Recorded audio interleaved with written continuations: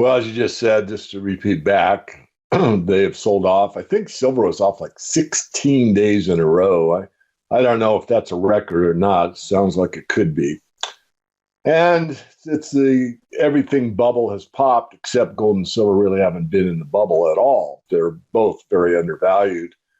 But in any of these big sell-offs with the stock market, the metals get hammered right along with it. And the reason being is that there's a lot of leverage throughout the system, and people that hold gold positions at the professional level, like the money managers, pension funds, that type of thing, will sell off their paper gold, their ETFs, maybe their mining shares, or anything to make meet their margin calls or that kind of thing. But a lot of selling, and because both of the metals trade on a exchange that's leveraged highly in the futures markets, it's actually a different animal than the stock market. And the leverage is extreme. And because of that, there's a lot of stops. In other words, a position that's open for, let's say, $22 silver or something, and the price goes up and up. And as that happens, the holder of the contracts will set a stop limit, meaning if you hit this price, sell me out. I want to lock in my profit, or I'm willing to take this big of a loss and no more. So especially in the futures market, selling begets selling. So it tends to be extremes. In other words, the sell-off, because of the leverage, is greater than it might have been if it was a cash-only market. Having said all that, 2150 was the key, and we did breach it. And right now, as we're doing the interview, silver's up over 2%, up almost 50 cents, which on a percentage basis is about 3 or 4 times what gold is up today. The only other metal that's beating silver on a percentage basis today is palladium. I don't know if we're going to be able to say this is the bottom, Elijah. In fact, kind of doubt it. I don't know where the bottom is exactly. I know we're certainly close enough to begin to get into the metals. In other words, I wouldn't be afraid to buy here, but I wouldn't load up. I would start to what we call nibble and look at some situations. I'll be doing an update for my paid members probably later today or tomorrow. There are techniques you can use as you're nearing a bottom that are pretty favorable for risk reward, and also be able to bank some immediate cash. And I'll save that for later. I think it's similar to 2008. I just finished with the MIF, the Metals Investors Forum. I was one of the keynotes, and I explained that the sell-off looks bad, feels bad, unexpected to some. Everyone that knows gold's negatively correlated to the stock market thinks that means as soon as stocks go down, gold goes up. That's not how it works. But I pointed out that it sold off a lot less than it did in the 2008 crisis. Silver sold off a lot less. Now, that's sort of implying this is the bottom. And again, I don't think it is, but I think it's close enough to make that summary that the metals are stronger this time in what I think is going to be a more harsh downturn than we saw in 2008.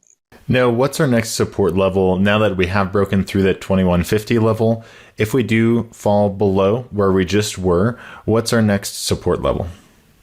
$18 is really lots of support at that level. So, it's a couple dollars from here, and I don't like to say it, but, facts are what they are, and that's the major supports at 18.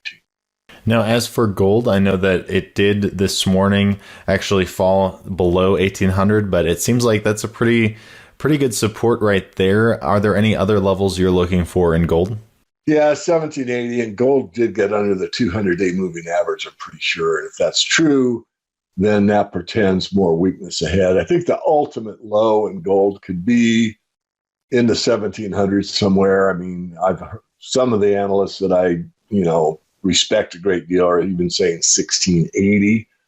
But let me just put that in a reference point, Elijah. During the 2008 crisis, we went from roughly 1050 down to 700. So had a 30% move down in gold. And gold and silver were the first to recover. And from that bottom, gold doubled, more than doubled. And from that bottom in silver, which it went from 21 down to about 9, was up 5-fold.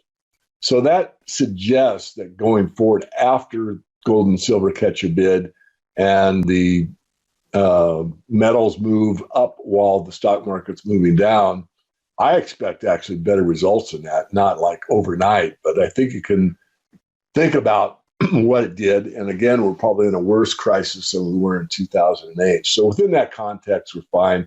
So even if you take 1700 from, 2070 was the high so far. So 300 points on 2000, you're looking at what, somewhere around 15% or something along those lines. So maybe half as bad as it was during the last one. And again, this shows, in other words, they're stronger under harsher conditions, which is exactly what I would expect it to show us. So I don't think it's even a convoluted way to look at it. I think it's actually because I'm saying this, but I think it's an accurate way to look at it. It's like, well, it's weak. Okay. How weak relative to what it did in the past? How weak relative to what it could do, et cetera. So I wish it was going straight up. I wish it was opposite the stock market right now. But that's not how markets work. And remember, major moves climb what we call the wall of worry. And there's a lot of worried precious metals investors out there, which psychologically is actually something that I'm not afraid to talk about, and I think is probably quote unquote normal, because when you have something that's the truest hedge you can have against all the financial markets or currencies, the currency war that we're having with the other nation states, there's a lot to digest. And yet gold over the longer term, silver as well, have usually proven to shine. And I think that's ahead, but not immediate. It does seem like when we do see a stock market downturn, occasionally the precious metals will sell off, but they'll recover real quickly. You mentioned at the top of the interview that we're seeing the popping of the everything bubble. How bad do you think this crash could get? I've seen comparisons of, right before the major crash in 2008 and what we're seeing right now, and the charts look very similar for the stock market. Yeah, that's a great question. And I'll be a bit philosophical here, but markets go from overvalued to fair value to undervalued. And right now, we probably have to cut the Dow roughly in half to be fair value. And how can I say that? Because of the state of the markets and based on earnings. I mean, when you buy a business to earn. You buy a business to make a profit. So if you're in the, clothing business and you buy a clothing store, I mean, every item that goes out that door should have a profit attached to it. And now you've got to pay all your costs, your capital costs, your sales force, taxes, insurance, all that stuff. So when you evaluate a business, as you should, and you buy a stock, people don't think they're buying a business. They don't evaluate what the profit and loss statement looks like. They just look at momentum mostly these days. So to get to, get to a profitable return on capital, the Dow would have to be cut in half. That's fair value. And this is a broad range. Well, David, you're wrong. The stock is already there. And I get all that. I'm talking about on aggregate. I'm taking everything together as a lump sum. So now you're going to look at undervalued. So where would that be? Well, be anything other than half. So let's just use a number, Elijah, say 2/3. So if the Dow fell 66%, use the Fibonacci retracement, and it gets there, now we're undervalued. Would that be a buying point? Probably, at least a point to start getting back into longer term investing. So we have a ways to go. Now, will this happen or not?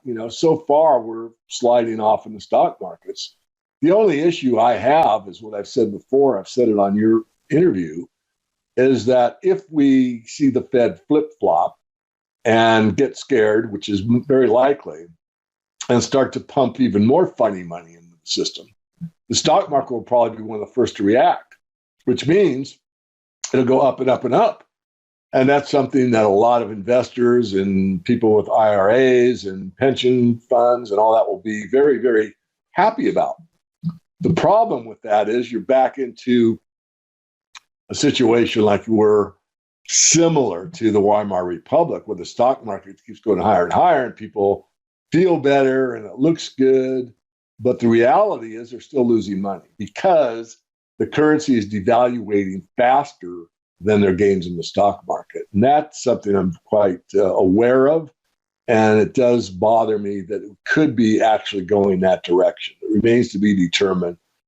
The most ethical and moral way to do it is let the free market determine what the true value is on all this stuff. But that's not going to happen. We have a managed economy, and they're going to manage it until they can't manage it anymore. And when that takes place, we could see a lot of bifurcations with some stocks that maybe are undervalued just shoot up, and a lot of them fall down. And sooner or later, the market's going to have the final say. So what you're saying is that we could see, maybe stocks even rise, but the value of the dollar will be falling. So if we, for example, just look at what's happening right now, if we look at a year chart of the Dow, it's down around 6%. And even if you go by the official inflation numbers above 8%, that's down 14% in purchasing power in the last year for the stock market. So if we do see inflation rising even more, I mean, just do the math. It seems like, the purchasing power of the money that you have in the stock market may be falling quite a bit. Absolutely, well said. I'll just back you up. I mean, one of the people that I learned from early on was James Dines. He just passed away recently. He's a founder of the Dines letter and called himself the original gold bug. But he wrote a book. One of the first he wrote was called The Invisible Crash. So what he pointed out was that the Dow Jones Industrial Average might have a bigger and bigger and bigger number. But if you look at it in terms of gold, a constant, a piece of gold is a piece of gold. In other words, an ounce of gold is always the same. And you adjusted the Dow for inflation. It was actually, I wouldn't say crashing, but it wasn't doing very well. So he called it the invisible crash. He pointed out what real money meant. He said it's a different way to measure and get a true picture. And again, it just revivifies what we're talking about. You could have a higher and higher and higher Dow, and the pension managers, everyone feels good. It feels like, okay, we're back on track. And my stocks are up. And, but if you are devaluing at a faster pace than those stocks are going up, which is what happens in an inflationary depression, is you might feel good, but when you go to the store and cash out your big gains in the stock market, you get a pretty good tax bill, you pay that off, and then you also have what's left over to buy food and gasoline, and you discover you really haven't made that big a gain. And this is very sad, but yet this is probably the more likely case. I do think there'll be, as I said earlier, examples where you could point to, well, this devalued and this increased and all that. But on aggregate, you're going to see a very distorted market going forward. And let me repeat, and I haven't said on your show, but all inflations end in deflation. Even in Zimbabwe, when you had $100 trillion note that never actually made it into circulation, the currency actually failed before those notes ever made it into the hands of the public. They didn't use it anymore. And that's a complete currency failure. I do not expect that to happen to the US dollar. But I think before we get to that point in the US dollar, we'll probably have some type of new system, or there'll be an adjustment made with the debt situation. It has to be reckoned with it one way or another. I know last time we had you on, we were talking about central bank digital currencies, and maybe could be the new system we're headed to in the future. Did you have any updates on that, or your perspective on how this inflation spiral might end in deflation? Yes. Well, if you go back to Zimbabwe and the currency is absolutely worthless, so what do you trade with? So they'll reboot the system in that case with a new currency, new issue, I should say. In our case, with the global economy being based pretty much on the US dollar, I think there'll be a revaluation of some type. And then it could morph into a global currency. And yes, it will be central bank digital currencies that will be pushed upon the public at large, not just US, but everywhere. It might start US only to begin with, but it's a methodology to track everything. And it'll be based on a social credit score. So there will be winners and losers in that. I think the way to park on the sidelines and protect your wealth still is in the precious metals or related commodities like oil, for example. It's kind of hard to get in the oil market. You get in the futures market, but it's too risky for most people. But there are companies that produce oil that are worth purchasing, even at this juncture, meaning we're over $100 a barrel oil. So how it all ends up is really, I think, more difficult, not only to try and stab at and say this is what will happen, but to believe that the powers that be that have controlled things for so long have got an easy transition over to a central bank digital currency. They may believe they have it all worked out, planned out, and all the banks under their control. But when you get to something this much of a change, this big of a dislocation, this much uncertainty, and this much, let's say, concern by the general public for the absolute authority and power of the central authorities. And so I'm talking about central banks, talking about the political structure. I'm talking about even the judicial situation. I mean, all these things are in question now. And when people don't trust the system, and that's what I'm saying, they don't trust the system at almost all levels. They don't trust it at education, health, monetary, news feeds. It's hard to push them off and say, okay, trust us now. Here's our new system. It's going to be wonderful. Well, if you're at the point where a lot of people are, you don't trust anything coming out of the mainstream or very little of it, it isn't an easy transition for them to foist on us. So there could be a lot more pushback on the new system than most people realize. And I think being part of that pushback, I guess, because it's like we don't want our liberties taken away from us. So how do people stand up against this new system? I think the best way is, change the currency, change the world. I got that from True Stream Media. I think it's Aaron and Melissa Dykes. If I have it right, I'll shout out to them. They do wonderful work, make some very, very good documentaries. And I believe that was their catchphrase, change the currency, change the world. I mean, basically, as I've said so many times, money is power. And with that power, you can control things. And that's how the bankers, primarily control the political class, the healthcare system, and everything that falls underneath it. So if we have the power, meaning real money, we have a lot more power. And it's almost impossible for we, the people of the world, to take over the gold market. Over half the gold is already held by the banking authorities as a reserve asset, as their go-to last resort on the place in the world where they have, gold as the money, the ultimate money. The hitching post of the monetary universe is gold, and they know it and they have it. Silver, they've blown off way back in the late 1800s. So if we, the people, took over the silver market rather than the bullion banks and basically control the lion's share of it, we would have real power in our hands. And is it that simple? Of course it isn't. I mean, I'm not trying to make light of the problem that we have. What I am suggesting is that you have a way out. It's nonviolent. It's easy to vote. You don't have to do it with your life savings. All you have to do is take a little bit. I recommend 10%, and I've had for years. And take that, put it into a hard asset like silver or gold or both, and just don't worry about it. If you buy the right amount, you can sleep very well at night. It's people that learn the story, understand it, understand the banking system is basically a criminal cartel and all the stuff that we've talked about for years. And they get overexcited and they say, I'm going to get even with them and I'm going to do really well and I'm going to come out the other side better than ever. And they buy too much, or they buy the wrong kind, or they do it on emotion. But if just enough people came into the silver market, particularly, we would have a lot of power in our hands. And what's interesting about that comment is the Silver Institute just put out their new annual report, the World Silver Survey, and the retail market set the biggest amount of silver bought by investors in several years. It was somewhere around, I do it from memory, I think it was 262 million ounces of silver was bought in the retail market last year.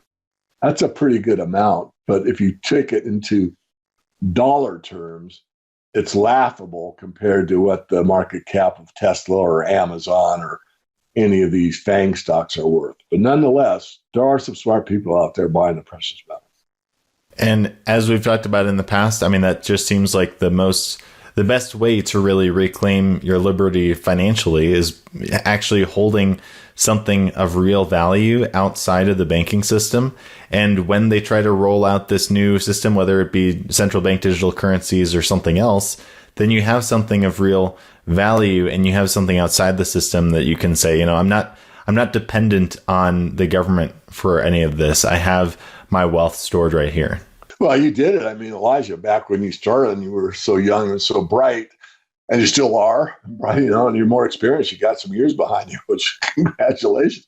Point I'm making is finance and liberty. There is a direct correlation between an honest financial system and the liberties that we enjoy.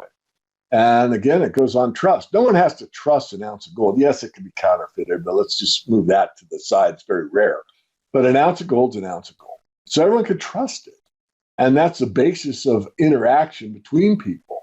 I mean, if you look at the biggest problems that we have in the world, really, and this may sound, it's not superficial, may sound too easy to state, but it's basically not keeping your word. I mean, if you go to the war right now, who disavowed what they said? It was the United States. It's what NATO said, they would never go east of this line, and they did. And so they broke their word. And now what? There's always two sides to every coin. In fact, there's three. There's the top, the bottom, and the side. But I'm trying to be funny. But the point is, a lot of the misery that's taken place throughout the ages has been on someone reneged on their word. They didn't adhere to the contract, verbal or written. And that's very sad, because if you can't trust the other person, the other entity, the other nation state, the bank, I mean, that's how banks fail in the early days when it was gold and silver. It wasn't gold and silver's fault. It was the bank lied about how much they held. And then people got suspicious, went up to the window and said, here's my certificate, give me my gold. And, number 1, 2, 3, 4, 5 got their gold, and number 6 is holding a certificate and told, we don't have the gold anymore. So that's a bit, again, of a summary that's rather a small case, but on a bigger picture, the idea of that holds. All right. Well, David, we really appreciate your time and insights today. Before we let you go, if our viewers are interested in hearing more of your wisdom, where can they find you? Yeah, I do at least 1 or 2 interviews a week, and that's available at my main site, which is themorganreport.com. Just pull down the blog tab, and you can watch the latest ones. You can also search. If you're interested, I've done a lot in the crypto conspiracy series. I just did another one today. And then on the About page, there is a biography, which is fine. Look at it or don't. But under the biography, there is a film called The Four Horsemen, and that's for free on the internet. And that is a good summary of the cyclical nature of empires and how money systems and empires come and go. And we are in the midst of seeing the Anglo-American Empire waning, and the Eastern nations, China, coming to the fore. And there's not much that can stop that.